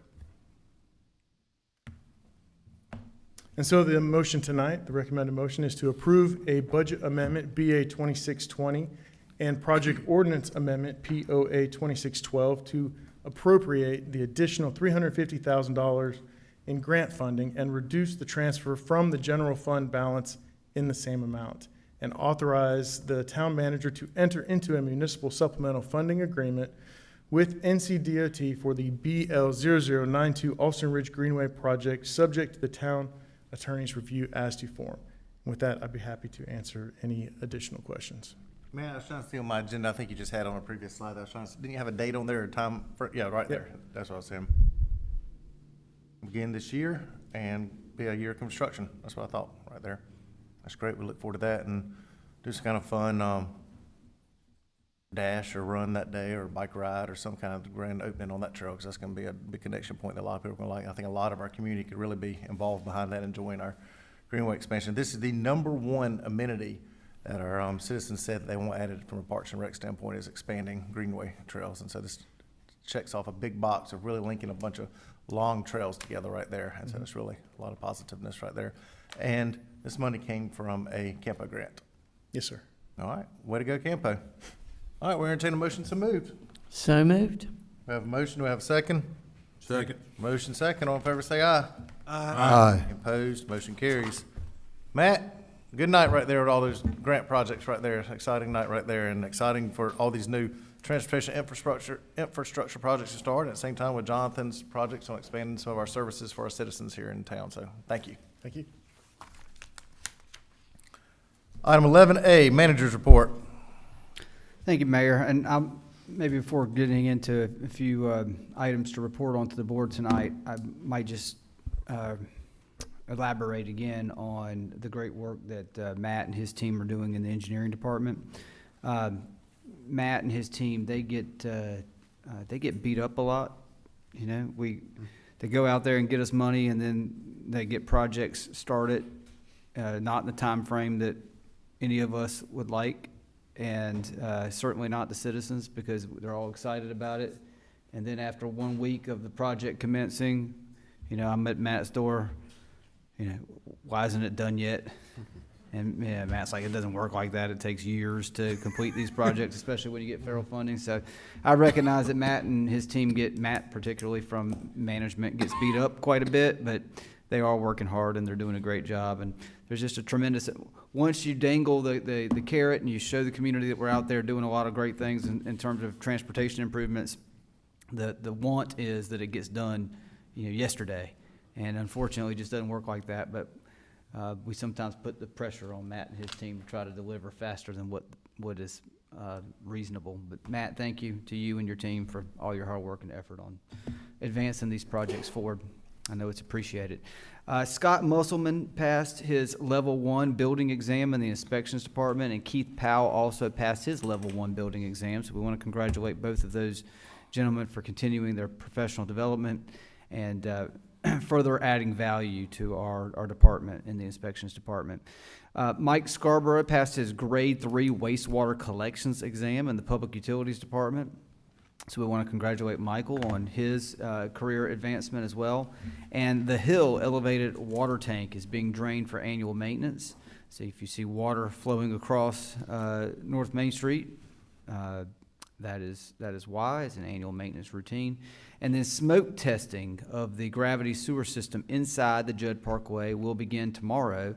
And so there'll be areas of operation that will be posted in advance on social media for that. So if you hear of any concerns from citizens that say they see smoke coming up from where sewer lines might be, it's A, that's not a good sign, number one, and B, it's a part of a process of testing to see where we might have leaks or cracks or inflow and infiltration so that we can target our resources from a maintenance standpoint. In terms of our planning department, Long Range Planner 2, Allison Wiley, will be representing the town in Charlotte next week at a shared North Carolina-South Carolina American Planning Association conference. And Allison is doing a great job. She was out there at Celebrate Fuquay-Varina on Saturday, promoting the new micro transit and all the great things that are going on in the planning department. So we appreciate her leadership and representation of the town at this conference. Contractors, as Matt mentioned, for the Austin Ridge Greenway Trail project and the Judd and Broad intersection operational improvements have mobilized and construction has commenced. Both projects are estimated to last about 12 months. Just some updates on several of our transportation projects, since that's sort of the theme of the evening. The James Slaughter and Highway 55 project. This project completion was delayed due to conflicts with the relocation of a Dominion gas line, but the final paving has been done with permanent lane markings, I believe, that have happened today, as a matter of fact. So this project is very near wrapping up. Final walkthrough and acceptance by DOT and start of a 1-year warranty period is anticipated by the end of this month. So that'll be a great addition. It was the lengthening and the creation of 2 left turn lanes where previously there was 1 short stacked lane. It also included the addition of sidewalks and ADA accessibility ramps. It was a good project for a growingly congested intersection.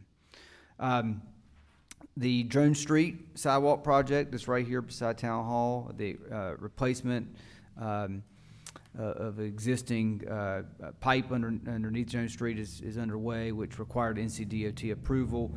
Following this work, sidewalk, curb and gutter, and mill and fill will be completed, and the project completion is expected in early November, so we're about a month away. The downtown Varina pedestrian project, the remaining work includes curb and gutter, sidewalk, and utility relocations, and some storm drainage work. Milling, paving, striping will be scheduled for the spring of 2026 following NCDOT paving. And the project completion is expected to be June of 2026. That project is advancing along. The Whitted Road roundabout storm drainage installation is complete for phase 1 and 2, with paving for these phases anticipated this month. And once paving is complete, traffic will shift to allow for phase 3 construction to begin. And the overall project completion is expected in May of 2026. The Austin Ridge Greenway, we talked about that, anticipated to be complete in September of 2026. And the Highway 55 Northeast Judd intersection, the contractor has mobilized and installed the first phase of traffic control measures. Phase 1 erosion and sediment control measures are being installed, and a first phase of demolition and grading work is underway. And the project is expected to be substantially complete per the contract a year from now, with final completion in March of 2027. South Fuquay and Raleigh Street pedestrian improvements will begin, weather permitting, on October 13th. So that's right around the corner as well. So we'll see some improvements right here in downtown at that crosswalk. Kenneth Wallace started with the sanitation department, and Kotij and Daryl Richardson started with the debris department. Thank you for that. I didn't want to mess that up. KC and Daryl started. Leaf pickup season begins October 13th. So we know the leaves are falling out of the trees now this time of year, and we're going to be picking them up starting on the 13th through the fall. The Teen Council continues to grow with new members. We currently have 141 members on our Teen Council. As a comparison, this time last year we had 88, which was still a strong number, strongest that we've ever had, but now we're just blowing it out of the water. 141 members. Leslie and Cassidy in our Parks and Rec department have done a great job of reaching out to high school students, teenagers, not just high school students, but teenagers in our community, to get them involved in our community, doing service projects and just adding value back into the community that they live. So it's great to see that energy and excitement around a community teen council. Repairs and remediation are underway at the Falcon Park Hut, and we anticipate reopening that facility for use around the 1st of December. As you remember, that hut was vandalized, and we're getting those repairs underway. The Fuquay-Varina will host the North Carolina Mountains to Coast Tour.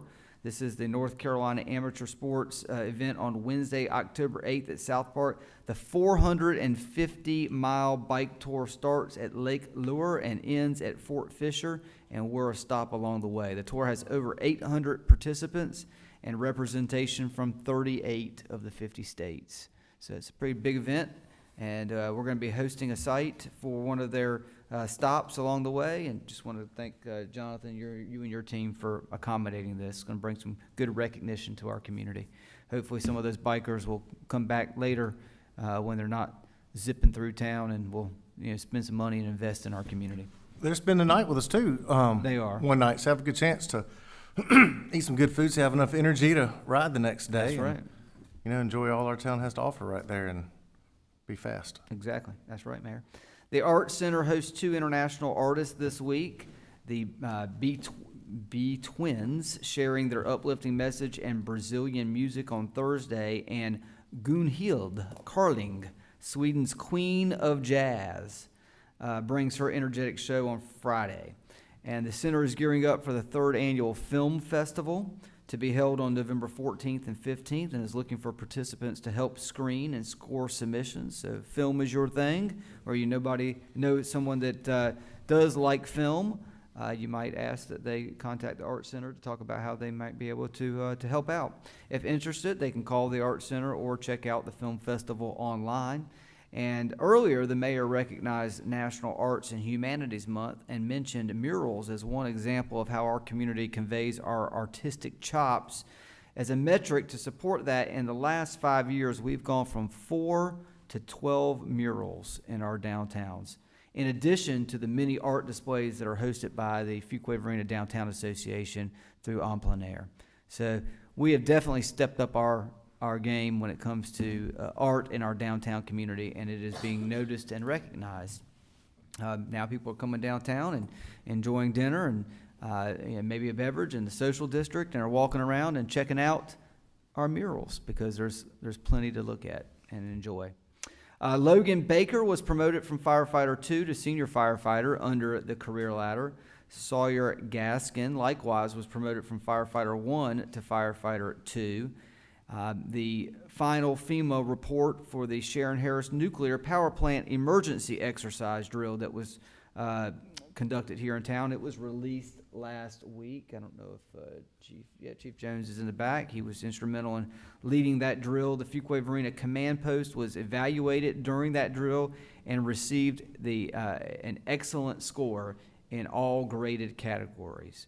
So it was great teamwork from all town departments that participated. It wasn't just fire, although fire took a leading role.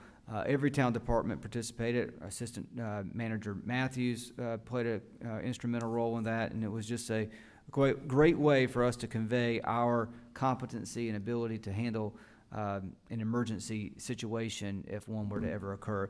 The reviewers specifically commended the high level of involvement of many town departments and excellent working relationship between our departments.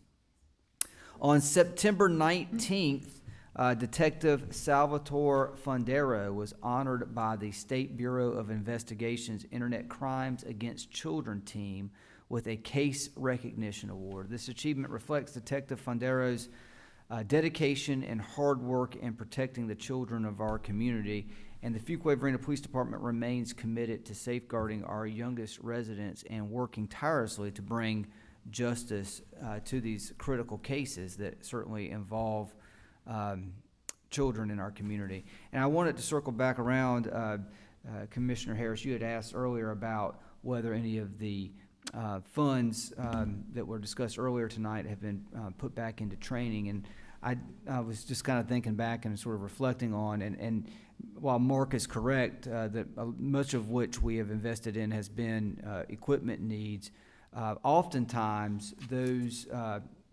equipment purchases require new training for our officers on how to use those equipment and how to effectively use them in a community.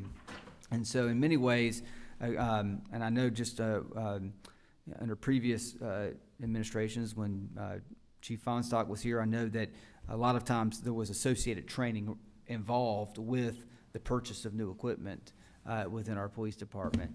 And that is also required by our town insurance company and the League of Municipalities, that we provide that training when new equipment is purchased. So I just wanted to circle back to that because there is a training element that always comes with the purchase of that equipment. Thank you.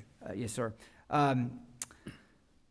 We have launched our new performance evaluation system for employees, NeoGov Perform. It went live, and we've kicked off the annual performance evaluation process for our employees that will go through the fall. During the month of September, David Taylor, our safety and risk manager, attended the North Carolina Public Risk Management Association conference, and Wendy Moody, our HR director, attended the annual Organization of Municipal Officers. They both were able to learn more in their areas of expertise and network with their peers, always bringing back new information on how we can work to improve our processes here at the town of Fuquay-Varina, so we appreciate them taking the time. Our finance department is within the throes of preparing for the annual audit process, so they're staying plenty busy with their head down on trying to get prepared for that, as well as prepare for the sale of our $10 million transportation bonds coming up later this month.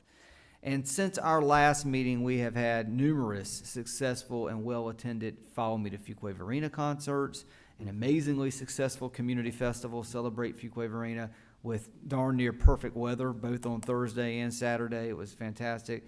An exciting Chamber of Commerce annual meeting. Congratulations to the Chamber of Commerce for putting on a great annual meeting and recognizing the business community for the great value that they add to Fuquay-Varina.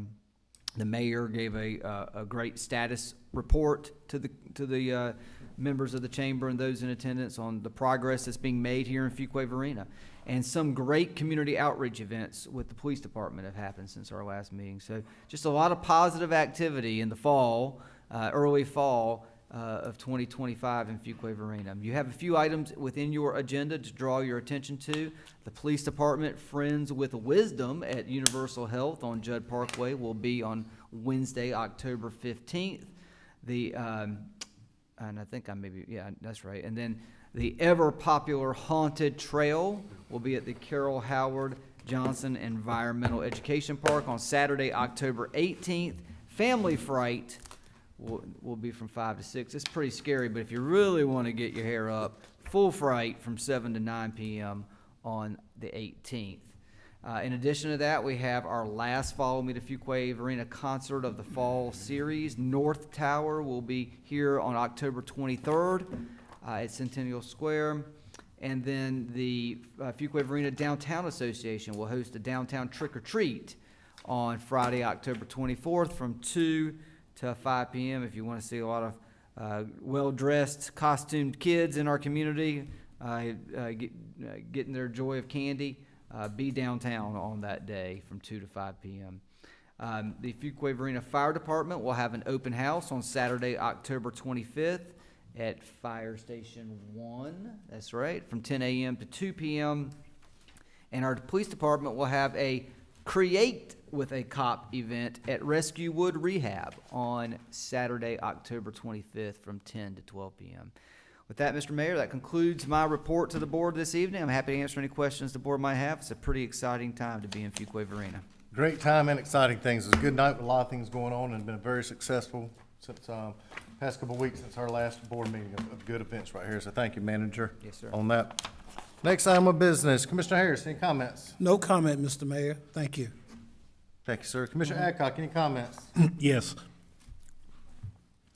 We've talked about on this board prior that Fuquay-Varina High School is celebrating 50 years at their on Bengal Boulevard. And Commissioner Haynes has been very involved in helping them celebrate the milestone. And Friday a week ago, the high school had both myself and Commissioner Haynes to the football game. And they honored us and had us out on the middle of the field, and we were allowed to flip the game coin to determine who got the who kicked the ball. But the game didn't end up that well, but it was really really cool and really special to be honored in that way. And I want to thank Commissioner Haynes for including me in it. We are the two on this town board that graduated from Fuquay High School on Bengal Boulevard. And so we are proud of alumni, and they are apparently proud that we are, Brian. So, so that was a lot of fun, and they really treated us nice. The other thing that I learned was that the principal there, he's got direct line, or somebody has a direct line to Today in the Quay. So Jason, they're sitting there sending Jason you know, updates on what's going on, and then Jason's our town newspaper nowadays, and so Jason's publishing it. So, team effort, but it was a lot of fun, and I just wanted to mention that. Good job, I agree. Yeah. Thank you. Commissioner Watts? Well, this has been an exciting meeting, all these transportation projects that we are engaged with, and definitely the sun is shining bright over Fuquay-Varina, as our mayor has so well put, for so many years. It's been an exciting time, as our manager said, these last few weeks too. The amount of exciting events that have been put on by our town staff. I've thanked Jonathan a million times, you know, out there. We've had great concerts. We've had another great Celebrate Fuquay, and thank you to the good Lord for keeping the rain away and making the sunshine so that we could have that event. And I was astounded to hear how many people actually, I think the mayor said 15,000 came through. Numbers I was told. Came through. That's exciting to hear about all the people that come through and visit our area businesses. So I've enjoyed every one of those, and of course the chamber had just an astounding amount of people and a gigantic increase in membership. So it just goes to show that our town is really thriving all the way around, from our Chamber of Commerce to many different organizations, and to all the good things that our board and town staff and management is doing right here in the town of Fuquay-Varina. And I have so very well been honored to be just a part of all that over these last years, and thank you to all who have had a hand in everything. Thank you, Commissioner Watts. Commissioner Haynes? Yes, sir. A few things. Definitely our Celebrate Fuquay was just awesome. I've heard so many rave reviews about the bands for both days. Also, I got to spend some time with the teen council, and they gave me all their stats as well as some of their things they're working towards. And I told them one of the things I want to work towards is at some point getting them to the National League of Cities City Summit. However, we can get them there so they can participate with all the rest of the teen councils from all over the country. That's one of the big things I want to push for. After leaving Celebrate Fuquay-Varina, which, you know, we were all tired, I pushed my way over to the Wiley Fest with our Indian Association of Fuquay-Varina to represent the town, which was an amazing event. They did not realize it was going to grow that fast. They had over 500 people show up to this event for our Indian Association of Fuquay-Varina. They had over 100 performers from all over the state of North Carolina come and perform. They had vendors from all over. It was just they are so happy. They're continue to grow. They're excited with their partnerships with the town of Fuquay-Varina as a whole. You know, they love working with the town. So that was an amazing event. I jumped to them a little bit because they had to have it at Hollis Springs High School, but because somebody was supposed to have an event at Fuquay-Varina High School, they couldn't have it at Hollis Springs. So I said I'll give them this pass this one time, but make sure everything else is in town of Fuquay-Varina. I know that's right. Also, Matt, I totally understand, because trust me, I've got so many calls about Judd and Broad Street. Why did y'all cut off my entrance? And I would let them know that you're not supposed to be making that left-hand turn into the Food Line Shop Center in the first place. That was never a turning lane. Everybody just made it a turning lane. So that's good, but people are excited to see that happen. Also went down to Covenant Faith Ministries, which is kind of right outside. They have in our right outside of town limits, but it's also in the county side of Fuquay-Varina, which is the old Rawls Community Building, which most people know. Got to have a talk, answer questions with the community, which all the people there were members, citizens of Fuquay-Varina. Spent 2 hours answering questions for them, which was great. And one of the things that we kind of jumped on real fast, I think town management and as well as Parks and Rec director, I never thought about this, that we, about the benches at Fleming Loop. They were like, we don't have enough benches at Fleming Loop. If a senior gets tired walking around Fleming Loop, they have nowhere to sit, tie their shoe, or anything else like that. So just small things like that, us listed community, which we all do all the time, listed community, and now we're working towards having those benches put out at Fleming Loop at different parks and stages around, so they can be able to sit down and rest a little bit and get back up and get their exercise in. So small things like that. That was a great event. The chamber event was amazing. Definitely congratulate to all of them. The winners. The last thing, like I said, like Commissioner Adcock, that was amazing, being able to be honorary captains, and the amazing 50-year coin that we both received. The honorary commemorative coin that they gave both of us for being able honorary captains was amazing. So great things happening in Fuquay. We're excited. We're moving. As people see now, we're just not putting the talk to it. We're actually putting the work to it and putting the feet to it and making it happen. So I'm excited. Thank you, all the town staff, for all you do every day. Well said, Commissioner Haynes. Mayor Pro Tem Gardner. I really don't have anything else to add to this, except it was a really exciting night to see all these projects that we've been bringing along at different board meetings over the last year come to fruition tonight and be voted on. That's pretty exciting. And I just wanted a little bit of a celebration. It's been a year, a little over a year now, since we saw the hurricane damage in the western part of the state. And I have a daughter who lives in Boone, and she, it was hard for some of the organizations like FEMA to get going and get resources to people, particularly in the, way back in those coves and wherever. It's just been a long-term recovery, and it continues to be that and will. But anyway, my daughter, Meredith Gardner Perry, and 3 of her friends that she, one's a realtor, I don't know, they had different jobs, decided that they could, do what they could. So they don't have any kind of organization, but they were finding needs and then finding people that would give the money for those needs, and they managed to, they would help about 15 families at the time, and they've been doing that throughout this year. And they attracted the attention of some of the organizations that were having trouble mobilizing and getting things done, like the larger organizations like Samaritan's Purse and Watauga County and some of those groups like that. So they started inviting these women to come to their meetings, their update meetings and everything over this year.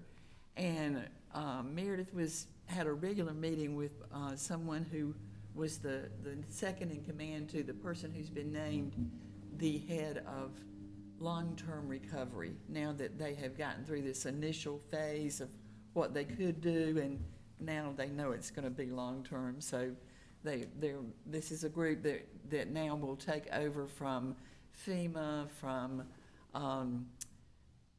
a number of the entities, the Red Cross, that have been there actively, and now they will be turning over what they have left to be done to Watauga County. So she went to her regular meeting with that person from Watauga County, and he said, well, next week I want you to meet with my boss. And she went to meet with him the next week, and she is now, he offered her a job, and she's the lead case manager for long-term recovery for Watauga County. And they gave her 3 case managers, and she had the first person that she helped was a man and his son that was at one of the shelters and was staying in the cafeteria because there was no place at the shelter. And then she helped him find housing for he and his son, and then he has become a resource for her and found tiny houses for the city to start allowing tiny houses for some of the people. So anyway, she kept telling that Watauga County representative she was meeting with, you need to find something for my friend Rodney to do. So they gave him as a resource person, but with it came 7,000 FEMA cases.